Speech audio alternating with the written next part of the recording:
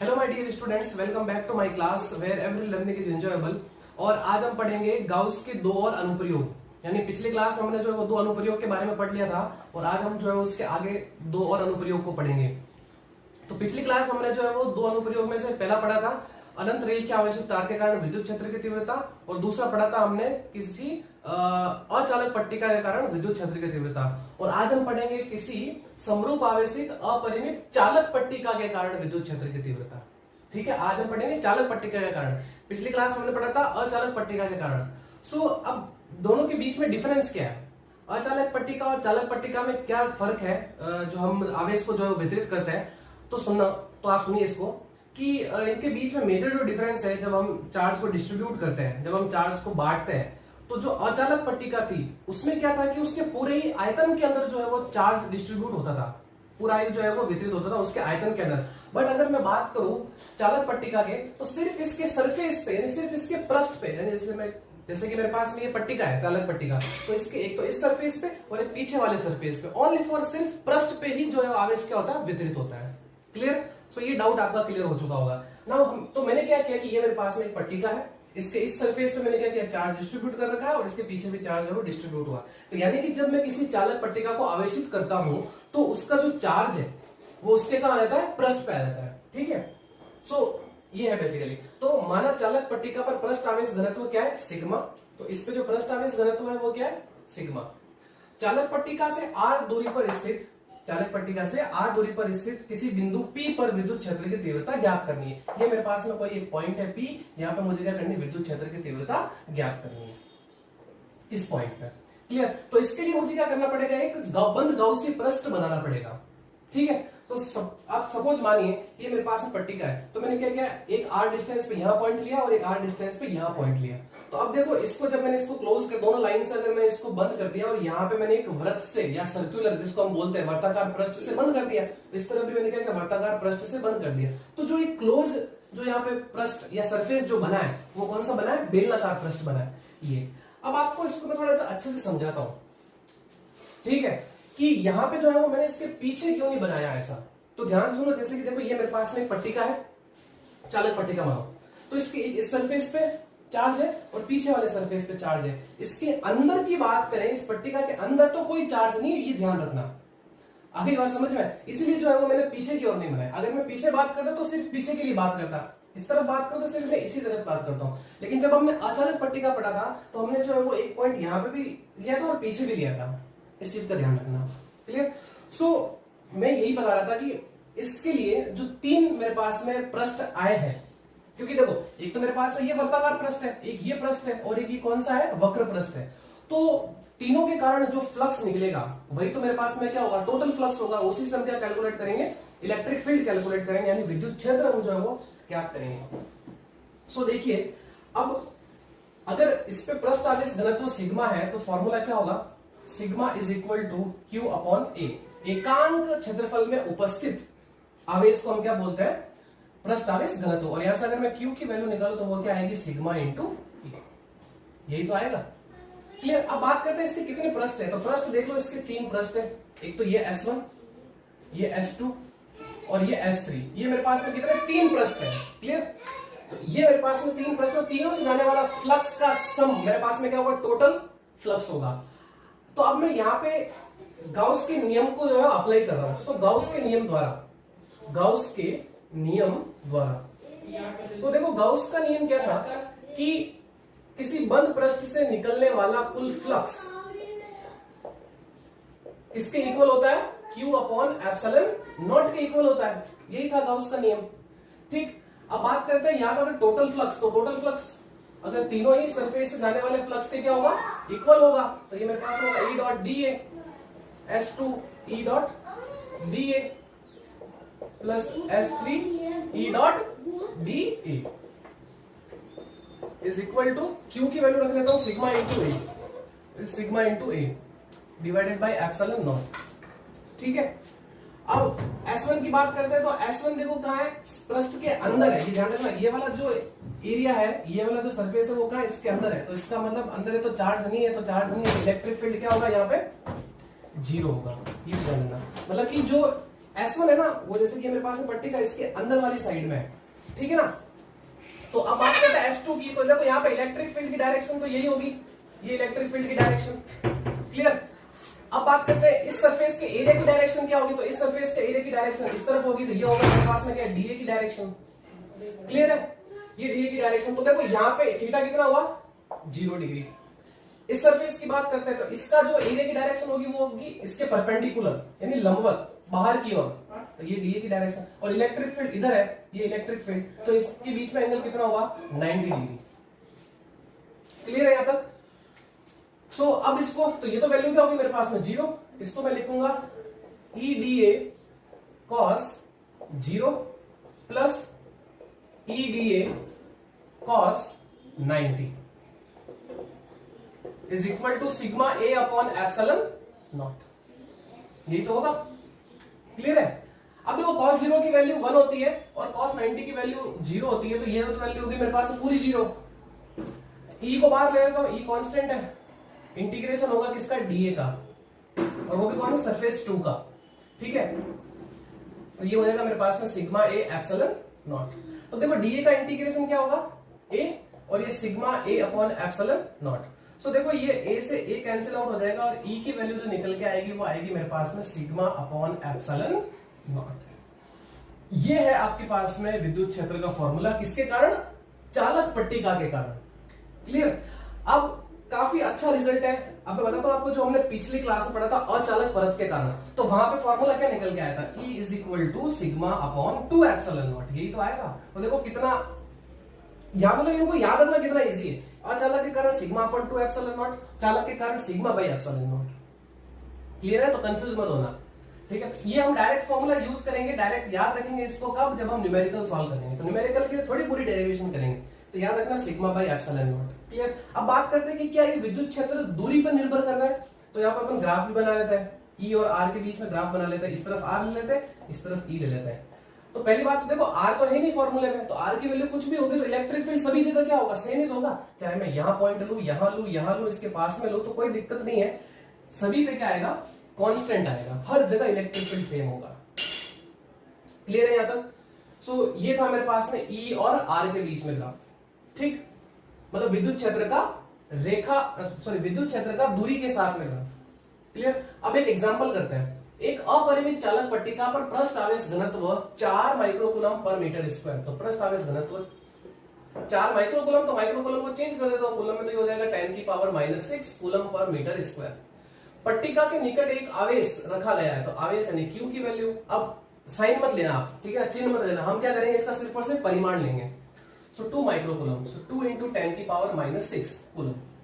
अब आवेश पर लगने वाला विद्युत बल का मान क्या होगा, आपको F की वैल्यू बतानी है। आपको क्या पूछ लिया, बल पूछ लिया, किसके कारण, इस चालक पट्टिका के कारण, इस जो आवेश रखा है आवेश, इस पर कितना बल लग रहा होगा। तो आपको पता है कि जब अगर कोई आवेश किसी विद्युत क्षेत्र में आता है तो उस पर क्या लगता है, एक बल लगता है, और बल का फॉर्मूला ये है F is equal to QE।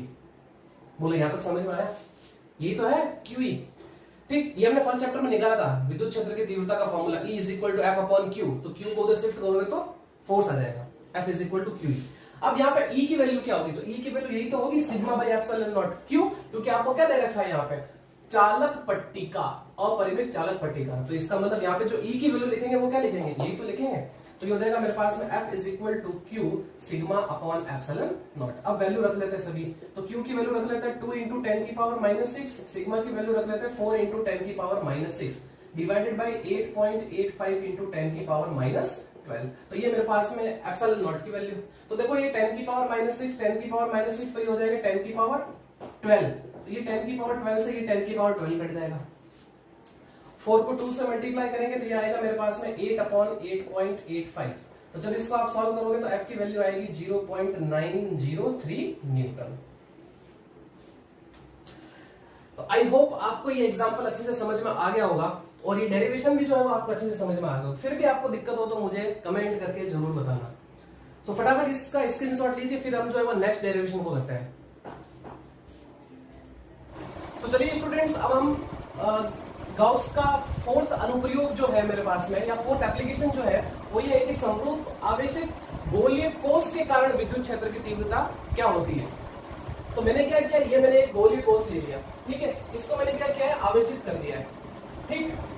तो देखो माना r त्रिज्या के गोलीय पृष्ठ पर q आवेश एक समान रूप से वितरित है, तो इस पे ये चार्ज क्या है, ये q एक समान रूप से वितरित है। अब इस गोले के केंद्र O से r दूरी पर स्थित बिंदु P पर विद्युत क्षेत्र की तीव्रता ज्ञात करनी है।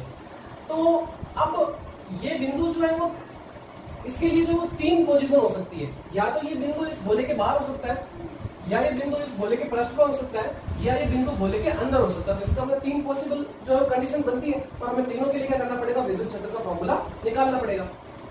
तो चलिए अब सबसे पहले तो मैं इस बिंदु की बात कर लेता हूँ। सबसे पहले मैं बात करता हूँ केस फर्स्ट की, केस 1। जब बिंदु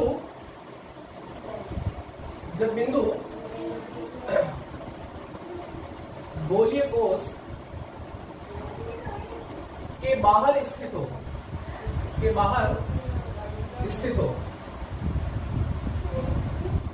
यानी कि हम इसको बोलेंगे कौन सी condition, r greater than r, यानी कि ये वाली वैल्यू r जो है वो बड़ी है ना इससे, r से, इसलिए इस कंडीशन को मैंने लिखा है r ग्रेटर देन r, ठीक है। चलिए तो अब यहाँ पे हमें बनाना पड़ेगा क्या, एक गाउसी पृष्ठ। अब वो गाउसी पृष्ठ कैसे हो सकता है, ध्यान से सुनने दो।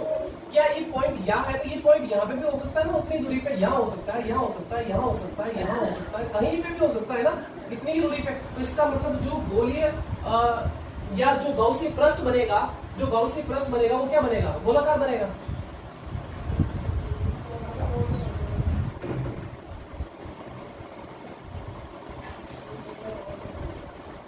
आगे बात समझ में, तो गाउसी पृष्ठ कौन सा बना, गोलाकार ही तो बना, बिकॉज क्योंकि ये जितनी दूरी पे यहाँ पॉइंट है उतने ही पॉइंट यहाँ पे भी तो हो सकता है ना। तो इसका मतलब जो गोलीय या जो गाउसी पृष्ठ बनेगा वो कौन सा बनेगा, गोलीय बनेगा या गोलाकार बनेगा, ये ध्यान रखना, ठीक। अब बात करते हैं कि ये मेरे पास में गाउसी पृष्ठ है और ये मेरे पास में ये जो गोलीय कोष है, तो ये क्या पॉजिटिव चार्ज है, तो इसका मतलब यहाँ जो इलेक्ट्रिक फील्ड की डायरेक्शन होगी वो सारी क्या होगी, बाहर की ओर तो होगी। आधी बात समझ में, चार्ज से दूर हो यानी आवेश से दूर, तो इसका मतलब ये मेरे पास में इलेक्ट्रिक फील्ड की डायरेक्शन है। मैंने क्या किया, यहाँ पे एक छोटा सा अल्पांश निकाल लिया।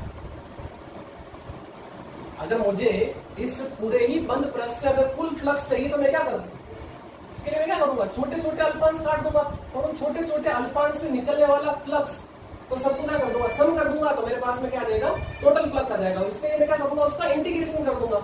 सो अब बात करता हूँ इस सरफेस के एरिया की डायरेक्शन क्या होगी। तो देखिए इसे अगर मैं बात करूँ 3D सरफेस की, तो 3D के लिए क्या होता है, हमेशा जो एरिया की डायरेक्शन होती है वो क्या होती है, बाहर की ओर होती है, और वो भी क्या होती है, लंबवत होती है। तो लंबवत बाहर की ओर यही तो आएगा, डी है। तो इसका मतलब यहाँ एंगल कितना हुआ, 0 डिग्री। क्लियर है, कहीं पे भी ले लो आप, कहीं पे भी ले लो, सभी जगह हमेशा जो एंगल कितना बनेगा, वो 0 डिग्री बनेगा, ठीक है। तो चलिए यहाँ लगाते हैं गाउस का नियम। तो गाउस के नियम के अकॉर्डिंग जो फ्लक्स होता है बंद पृष्ठ से निकलने वाला, वो होता है E dot VA is equal to Q upon epsilon naught. अब बात है कि यहाँ पे Q की, तो देखो Q क्या होगा, तो इस पे पृष्ठ आवेश घनत्व क्या होगा, सिग्मा होगा, बिकॉज पृष्ठ आवेश वितरण है तो कौन सा होगा, पृष्ठ आवेश घनत्व होगा, और वो क्या होगा, Q अपॉन A, और A क्या है, एरिया। एरिया किसका, इस पूरे ही बोलेगा, तो वो एरिया क्या होता है, 4 पाई r स्क्वायर। क्लियर है, ठीक है। अब इस Q की वैल्यू मैं लास्ट में रखूंगा, अभी नहीं रखूंगा, ठीक है ना। तो चलिए अब यहाँ पे अपन आ जाता है इंटीग्रेशन E dA cos 0, ठीक है, और Q अपॉन एप्सिलॉन नॉट। तो अब इसके बाद में देखो, जब इसका इंटीग्रेशन करेंगे तो E बार आ जाएगा, और यहाँ पे क्या बच जाएगा, dA बच जाएगा, और यहाँ से Q अपॉन एप्सिलॉन नॉट। सो dA का इंटीग्रेशन क्या हो जाएगा, A, और A मतलब एरिया। एरिया किसका, इस गोले का, ध्यान रखना, गलती क्या करते हो आप, इस गोले का एरिया लिख लेते हो, तो यहाँ पे आएगा 4 पाई r square Q upon epsilon not. Because मेरे पास में जो गाउसी पृष्ठ है वो ये वाला है, हम इस बिंदु के लिए निकालते हैं, इस बिंदु की दूरी कितनी है, r, और इस गोले की त्रिज्या भी क्या हो गई, r। तो यहाँ पे इसलिए जो एरिया आएगा, क्षेत्रफल आएगा, वो क्या आएगा, 4 pi small r square, capital R मत करना। तो इस 4 पाई को नीचे शिफ्ट कर देता हूँ, E is equal to Q upon 4 pi epsilon naught, और ये r स्क्वायर। तो देखो ये 1 अपॉन 4 पाई एप्सिलॉन नॉट, क्या ये K के इक्वल है या नहीं, आप खुद देखो। तो KQ बाई r स्क्वायर, तो ये है मेरे पास में इलेक्ट्रिक फील्ड का फॉर्मूला। क्लियर। अब इसको थोड़ा सा मैं अगर सिग्मा की फॉर्म में लिखना चाहूँ, अगर मैं सिग्मा यानी पृष्ठ आवेश घनत्व के रूप में लिखना चाहूँ, तो देखो इस 4 पाई आर स्क्वायर को इधर शिफ्ट कर दूं, तो क्यू की वैल्यू क्या आ गई, sigma into 4 pi r square, यहाँ पे रख दो। So E is equal to sigma into 4 pi r square divided by 4 pi epsilon naught, और फिर ये आर स्क्वायर। क्लियर। अब उसके बाद में देखो अगर ये 4 पाई से 4 पाई कैंसिल आउट हो गया, तो मेरे पास में क्या बच गया, E is equal to sigma R square upon epsilon naught into R square. Clear है यहां तक। सो ये भी फॉर्मूला है, यानी ये आपको तब यूज करना जब आपको न्यूमेरिकल के अंदर अगर पृष्ठ आवेश घनत्व दे रखा हो तब यूज करना। क्लियर। तो यहां से ये पता चला कि जो विद्युत क्षेत्र है वो दूरी के वर्ग के व्युत्क्रमानुपाती है, यानी जैसे जैसे दूरी बढ़ेगी इलेक्ट्रिक फील्ड भी क्या होगा, कम होता जाएगा। चलिए अब दूसरे केस पे चलते हैं, केस 2। यानी जब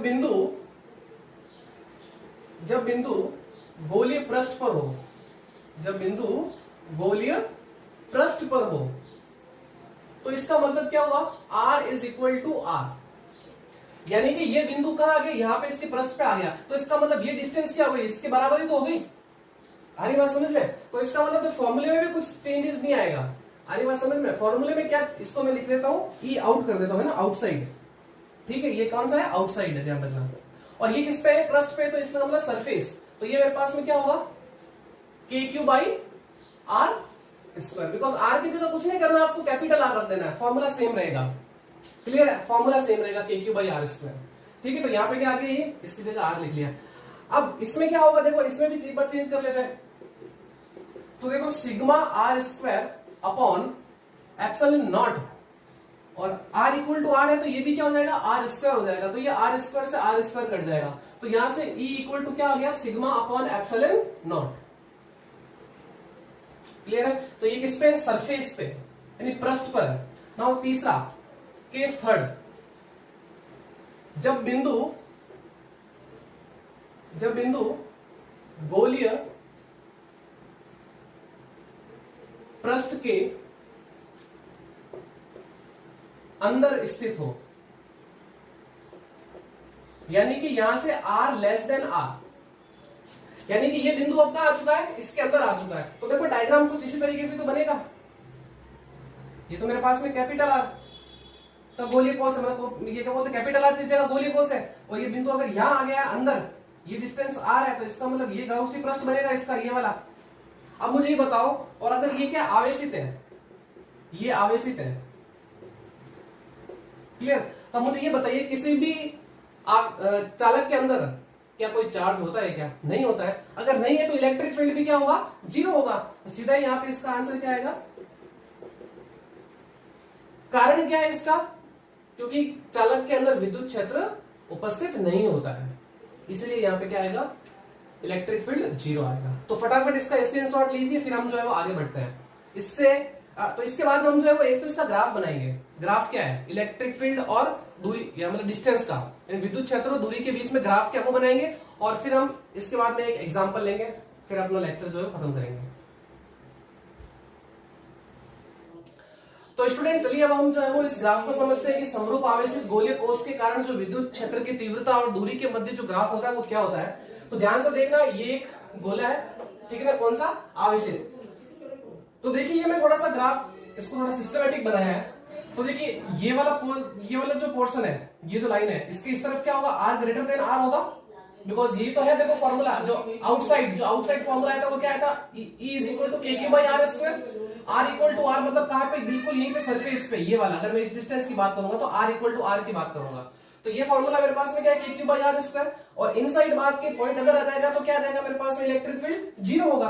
तो देखिए यहां से क्या पता चला कि जो विद्युत क्षेत्र की तीव्रता है वो क्या, व्युत्क्रमानुपाती है। यहां से B जो है वो दूरी के व्युत्क्रमानुपाती है, और यहाँ क्या है, बिल्कुल ही 0 है। तो देखिए अंदर तो कुछ भी नहीं है ना, बिल्कुल 0, बट यहाँ पे इसके पृष्ठ पर क्या होगा, सबसे मैक्सिमम होगा। जैसे जैसे दूर जाओगे इलेक्ट्रिक फील्ड क्या होगा, कम होता जाएगा। तो देखो ये कुछ इस तरीके से ग्राफ बनेगा। तो यहाँ पे आएगा मेरे पास में E is proportional to 1/r square. इस तरीके से सेम ऐसा इधर भी होगा, ये ऐसा कैसे, अरे बस। तो ये ग्राफ है इसका, और कुछ नहीं। और यहाँ पे तो क्या रहेगा, बिल्कुल कांस्टेंट रहेगा, ये एक जैसा रहेगा। क्लियर, आगे बात समझ में, आगे बढ़ते हैं। तो देखो एक एग्जांपल दे रखा है, एक 10 सेंटीमीटर त्रिज्या के चालक गोले को 1 माइक्रोकूलम आवेश से आवेशित करने पर विद्युत क्षेत्र की तीव्रता ज्ञात कीजिए, जबकि अब आपको जो है वो 4 क्वेश्चन दे रखे हैं इसके अंदर। क्लियर?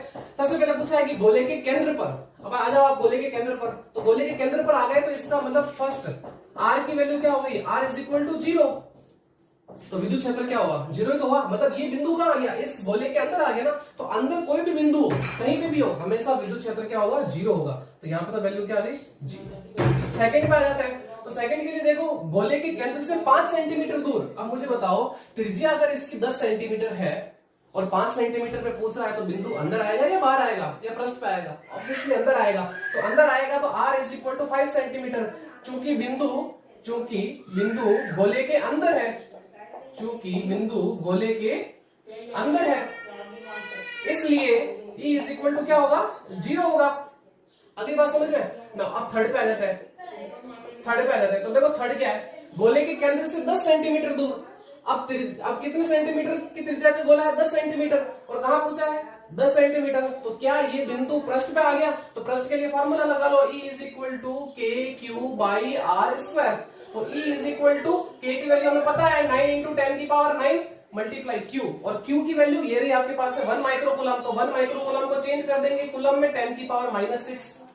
नाउ आर कितना दे रखा है, 10 सेंटीमीटर, तो 10 इंटू 10 की पावर -2, बिकॉज मीटर में चेंज करना पड़ेगा ना इसको, इसलिए 10 की पावर -2, और फिर क्या उसका नीचे स्क्वायर, तो ये मैंने कर दिया इसका स्क्वायर। अब इसको आपको सॉल्व करना है और फटाफट इसका आंसर निकाल, बहुत सिंपल कैलकुलेशन है। Now last fourth, E is equal to K Q by R square, देखो कैसे है, पहले इसको हटा देता हूं, इसको हटा दे, गोले के केंद्र से कितना, 15 सेंटीमीटर दूर, अब मुझे बताओ गोला कितना है, 10 सेंटीमीटर का है, 15 सेंटीमीटर दूर पूछ रहे, जिसका मतलब गोले के बाहर ही तो आना है, तो गोले के बाहर के लिए फॉर्मूला क्या था मेरे पास में, E is equal to K Q by R square, so E is equal to 9 multiply 10 की पावर 9, क्यू की वैल्यू 1 इंटू 10 की पावर -6, आर मेरे पास में दे रखा है 15 सेंटीमीटर, सेंटीमीटर को चेंज कर दिया मीटर में, 10 की पावर -2, सॉल्व कर लेना इसको, आंसर आ जाएगा आपके पास में। तो बस इसी तरीके से जो है वो एग्जांपल और या न्यूमेरिकल बोल सकते हो, इसी तरीके से आते हैं एग्जाम में भी, ठीक है ना। तो बस आई होप आपको आज की वीडियो में मजा आया होगा, तो आज के लेक्चर में बस इतना।